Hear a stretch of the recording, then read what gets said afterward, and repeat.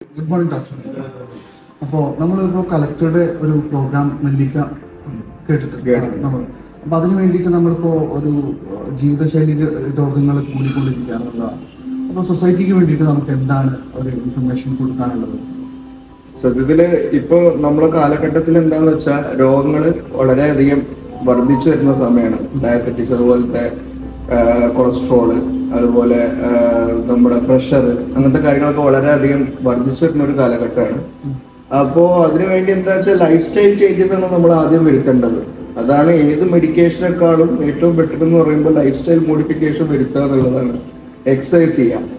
നിങ്ങൾ സമയമില്ലെങ്കിലും ഒരു അരമണിക്കൂർ 35 മിനിറ്റ്സ് ആണ് പറയണത്. ഒരു ദിവസം 35 മിനിറ്റ്സ് വാക്കിംഗ്, അതും ബ്രിസ്ക് വാക്കിംഗ് എന്നാണ് പറയുന്നത്. ബ്രിസ്ക് വാക്കിംഗ് ചെയ്യുക, നല്ലോണം വെള്ളം കുടിക്കുക, എപ്പോഴും നമ്മുടെ ബോഡി ഹൈഡ്രേറ്റഡ് ആയിക്കൊണ്ടിരിക്കണം. ഒരിക്കലും ഡീഹൈഡ്രേറ്റഡ് സ്റ്റേജിൽ പോകരുത്. എപ്പോഴും ഹൈഡ്രേറ്റഡ് ആയിരിക്കുക, നല്ല ആഹാരങ്ങൾ കഴിക്കുക, വെജിറ്റബിൾസ്, ഫ്രൂട്ട്സ്, അങ്ങനത്തെ കാര്യങ്ങൾ നല്ലോണം നമ്മളെ ഡയറ്റിൽ ഇൻക്ലൂഡ് ചെയ്യണമെന്നാണ് ഏറ്റവും നല്ല കാര്യം. പിന്നെ എക്സസൈസ് ആണ്, that is 35 minutes brisk walking ആണ് പറയുന്നത്. പിന്നെ അധികം പുറത്തുനിന്നുള്ള ജങ്ക് ഫുഡ് ഒഴിവാക്കുന്നതായിരിക്കും ഏറ്റവും നല്ലത്. വീട്ടിലുണ്ടാക്കിയ ഫുഡ് കഴിക്കണം.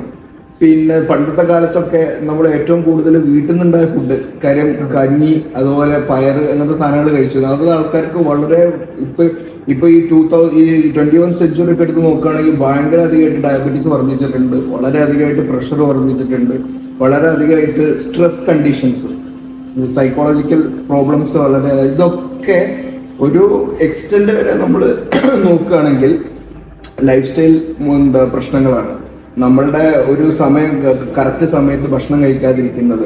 രാവിലെ 7 to 8 ആണ് ഫുഡ് കഴിക്കേണ്ടത്. അത് കഴിഞ്ഞിട്ട് 1 to 2 ആണ് ലഞ്ച് കഴിക്കേണ്ടത്. ഡിന്നർ 7 മണിക്ക് മുന്നേ കഴിക്കണം എന്നാണ് പറയുന്നത്.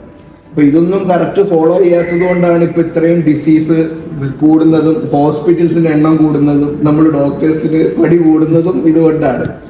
അപ്പോ അതുകൊണ്ട് തന്നെ നെല്ലിക്ക നിങ്ങളുടെ സംഭവം വളരെ നല്ലതാണ്.